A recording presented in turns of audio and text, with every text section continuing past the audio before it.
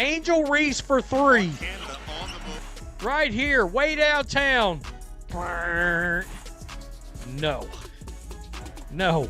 No three for you. Hilarious. Absolutely hilarious. There's a moment from the Fever's latest game that the league desperately wants you to focus on. You've probably already seen it. Caitlin Clark sprints over to head coach Stephanie White during a dominant 16-3 run, and the two share an...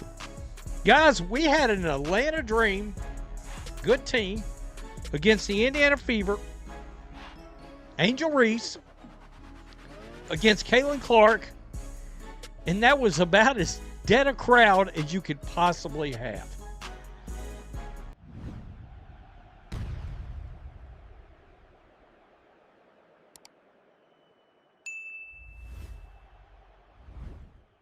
Think about this matchup for a second. Indiana Fever versus the Atlanta Dream. Caitlin Clark versus Angel Reese. This is an emphatic chest bump right there on the sideline. It was loud, it was visible, and it was everywhere within minutes. Every major sports account reposted it. Every headline framed it as proof that the so-called rift between Clark and her coach was completely fabricated. Case closed, nothing to see here, move along. And honestly, if you only watched that one clip and never tuned into the actual game, you'd probably believe it. You'd think everything in Indiana is perfectly fine. Harmony restored, narrative squashed. But here's the thing. That little chest bump lasted about 2 seconds. The game lasted 40 minutes. And what happened during those 40 minutes paints a picture that no amount of carefully timed sideline celebrations can cover up. Because when you strip away the viral moments and actually look at what unfolded between the lines, the story coming out of Indiana right now is far more complicated, far more alarming, and far more consequential than anyone in the league office wants to admit. And it all started with a game that was supposed to be an absolute spectacle.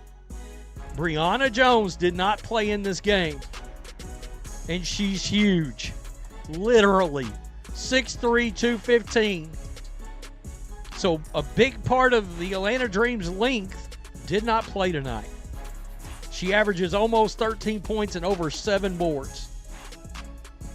She's a massive part of that squad. This isn't just any regular season game. This is the rivalry. The one that single-handedly dragged women's basketball into the mainstream spotlight and refused to let go. These two have been linked together since their iconic NCAA championship battle. And every single time they step on the same court, the basketball world stops what it's doing and watches. Or at least that's how it used to be. Because what greeted viewers to... Couple of things.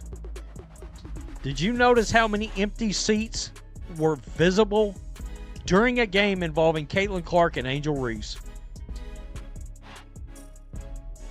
There were some very, very visible empty seats during this game. Tuning into this highly anticipated showdown wasn't the electric, sold-out, standing room-only atmosphere we've come to expect. It was silence. Genuine, uncomfortable, almost eerie silence. If you watched the broadcast, you could see it plain as day. Empty seats scattered throughout the arena, not tucked away. And number two, the CBS game that was played the other day, national television, free television. If you got an antenna, you can get CBS. Nationally televised. Everybody can see. That game only drew 1.3 million viewers. I don't know about you guys, that game should drew 1.6, 1.7. The ratings are down. In the upper deck where cameras can't reach. Visible, obvious, impossible to ignore for a Clark versus Reese game. Let that sink in for a moment. Just one season ago, this exact matchup was the hottest ticket in all of women's basketball. Arenas were packed to the rafters. Secondary market prices were through the roof. Attendance records that had stood for decades were getting shattered left and right in every single city these two visited.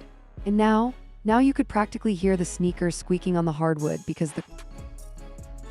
Now, I tweeted this out. Michael Thompson, he played for the Lakers, folks. Broadcaster. He hosts Thompson and Trudell at ESPN Los Angeles. I'm hearing from a reliable source the Fever don't want Caitlin. Crowd was that thin. Angel Reese, who joined the Dream this offseason after Chicago traded her away for a package of future first-round picks, came into this game averaging a league-best 11.3 rebounds per game to go along with 13 points a night. She's been an absolute monster on the glass and looked like a player reborn in her new environment. She finished this particular game with another double-double, 11 points and 10 rebounds, doing exactly what she does best. Clark, meanwhile, put up 17 points, 7 boards, and 8 assists. Extremely positive. He is a huge Caitlin Clark fan. He is hearing the Fever. They're out on Cece. I don't know how much validity there is to that, but I guarantee you, because of who he is and who he works for and what he does now, he's got a source of some kind. So I'm just pointing that out. Assists. Solid numbers on any stat sheet, but here's the detail that matters more than any box score total. She wasn't the one driving the offense, not even close.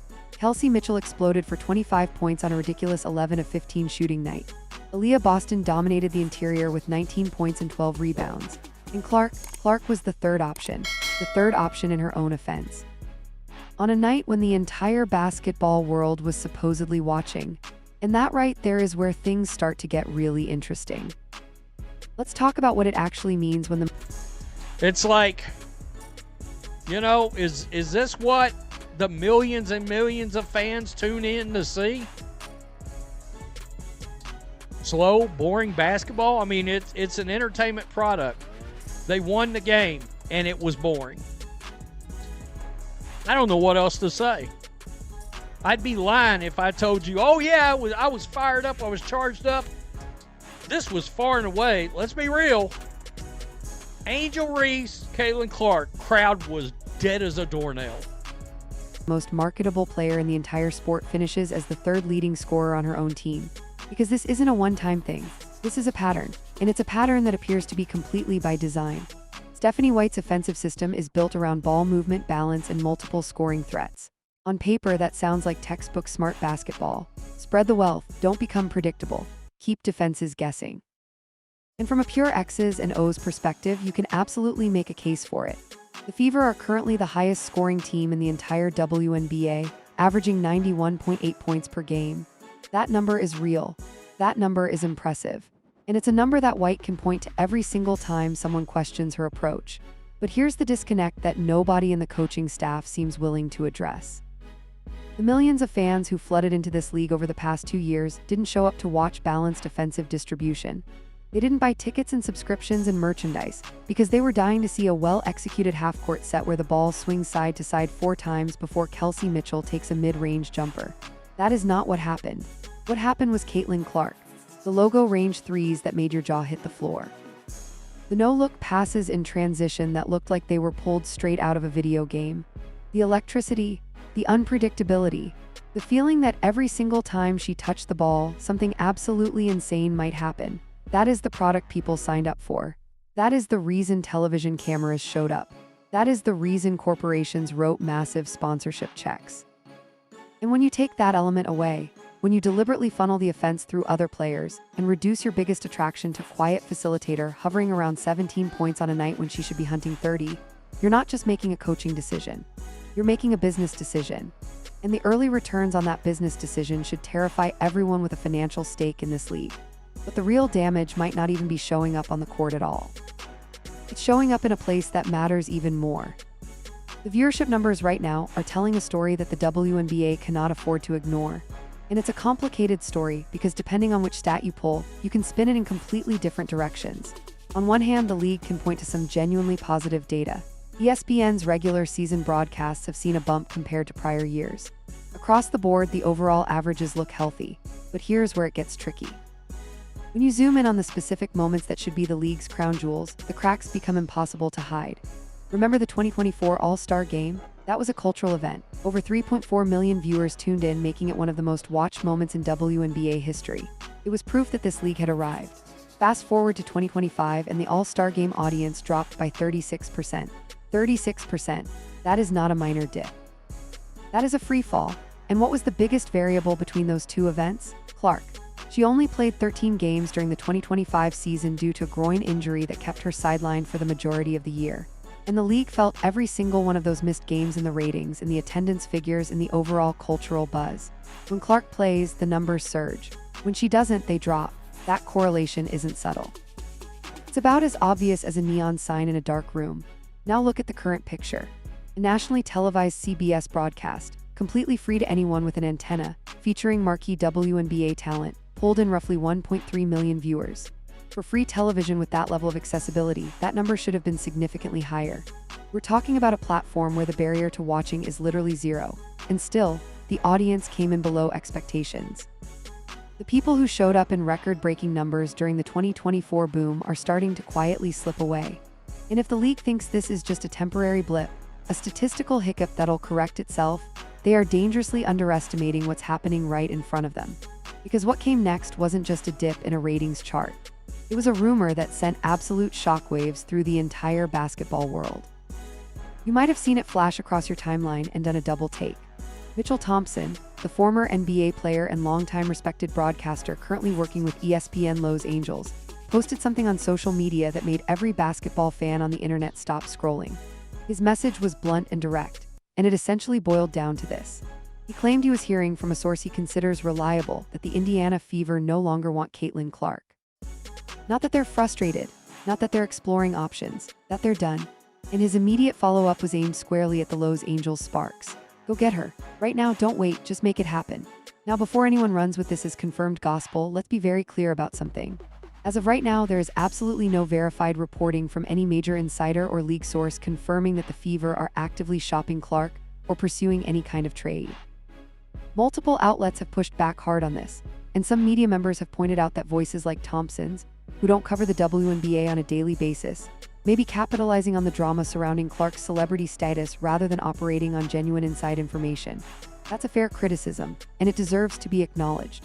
But here's the part you can't just dismiss.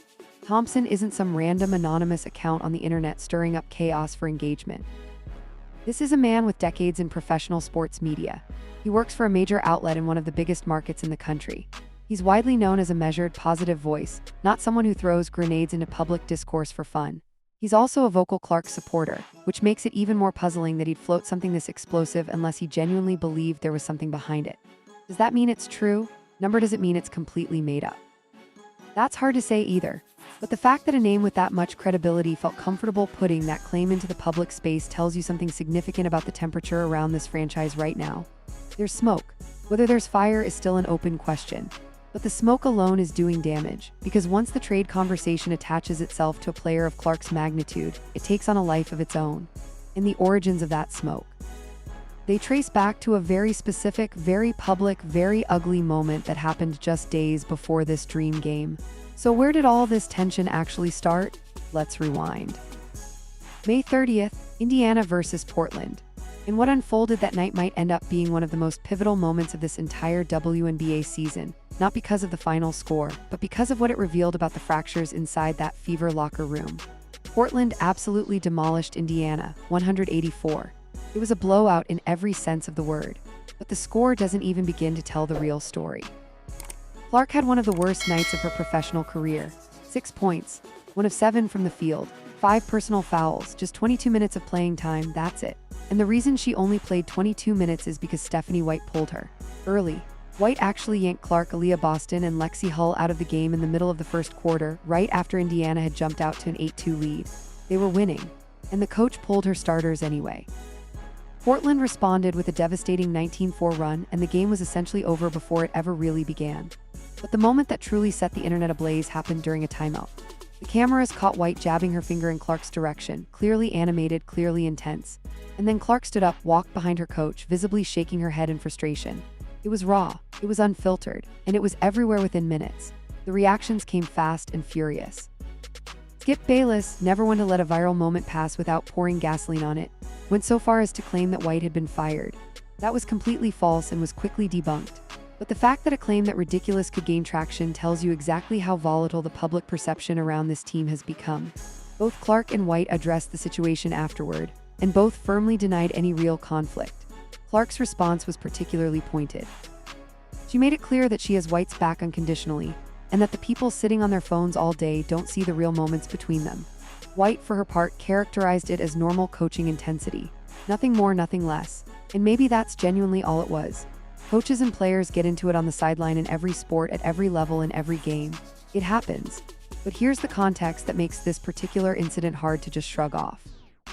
Opposing teams have started aggressively targeting Clark on the defensive end. Over a recent 4-game stretch, Clark defended 34 isolations, which is the most by any single player over a 4-game span in the last 3 full seasons. Teams aren't just attacking her occasionally. They're making it their primary game plan. They're hunting her every single possession.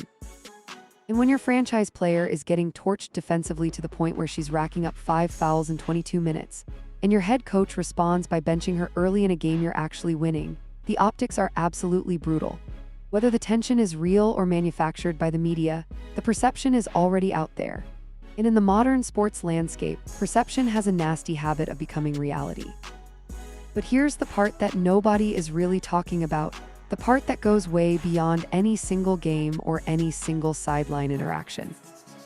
The WNBA is standing at a crossroads right now, and the direction it chooses could define the next decade of the sport.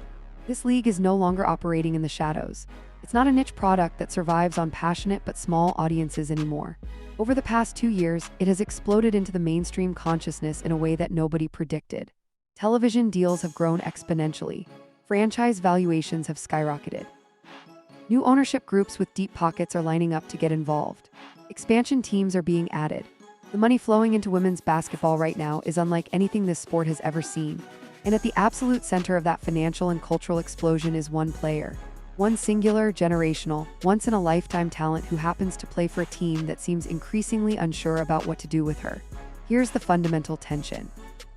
From a pure basketball standpoint, Stephanie White's approach has merit. Balanced scoring, multiple weapons, a system that doesn't live or die with one player. Championship teams throughout history have been built exactly that way. You develop depth. You create unpredictability. You make it impossible for opposing defenses to key in on a single threat. And the Fever's offensive output supports it. Highest scoring team in the league. 4 wins in 8 games. Clark is still averaging a career-high 20.1 points per game across the season, even if individual games see her deferred to a lesser role. But here's the other side of that coin, and it's a side the league absolutely cannot afford to look away from. The Fever also have the second worst scoring defense in the entire WNBA, allowing nearly 89 points per game. They score the most, but they also give up nearly the most. That's not a championship formula. That's a ticking time bomb.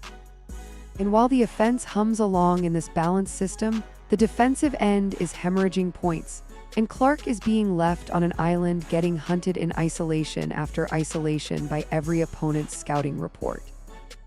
You have a team that scores well but can't stop anyone, a superstar who's setting historical records but being used as a third option on certain nights, a coaching philosophy that prioritizes system over spectacle, and a fan base that is visibly, measurably, statistically starting to lose interest. That is not a basketball problem. That is a full-blown business crisis. Because the television networks that wrote those massive checks didn't invest in balanced half-court offense. The sponsors plastering their logos all over the arena didn't sign up for methodical ball movement. The millions of new fans who discovered this league for the very first time in 2024 and 2025 didn't fall in love with a system. They fell in love with a feeling, and that feeling has a name. So where does all of this actually leave us? Let's put every piece of this puzzle on the table and look at the full picture.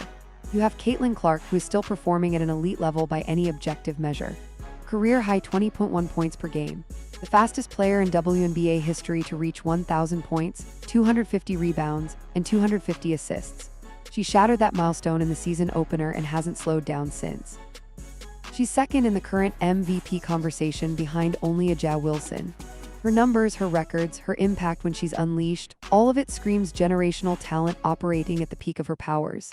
And yet somehow the conversation around her isn't about dominance. It's about tension. It's about trade rumors from credible voices.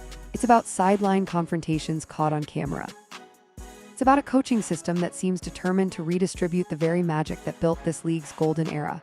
It's about empty seats in arenas that should be bursting at the seams. It's about ratings that should be climbing, but instead are sending warning signals. The WNBA had lightning in a bottle. Genuine, undeniable, once-in-a-generation lightning. The kind of cultural moment that most sports leagues spend decades trying to manufacture and never achieve. It arrived organically, fueled by authentic rivalry, jaw-dropping talent, and an athlete whose playing style was so electrifying that it converted millions of people who had never watched a single minute of women's basketball in their lives. And now the question that should keep every executive, Every coach and every stakeholder in this league up at night is painfully simple. Are they nurturing that lightning? Or are they slowly, methodically, system by system, coaching decision by coaching decision, letting it slip right through their fingers? Because if Caitlin Clark, the most marketable athlete in the history of women's basketball, continues to be funneled into a third option role inside a system that prioritizes structure over stardom, while the arenas get quieter and the ratings keep sliding and credible voices keep whispering about trades, then the WNBA won't just lose momentum. It will lose the moment. In moments like this, they don't come around twice. The biggest threat to the WNBA right now isn't another league. It isn't a lack of talent. It isn't bad scheduling or media coverage. The biggest threat might just be a refusal to recognize what made them special in the first place. And whether that recognition comes in time to save the golden era or arrives too late to matter is a question that only the people inside that league office can answer. But the clock is ticking, and right now it's ticking louder than the crowd noise inside any Fever arena this season. Before going further, if you're enjoying this video, don't forget to smash that subscribe button. It really helps us keep bringing you the content you love. Share this video with your friends so they don't miss out on all the drama and excitement.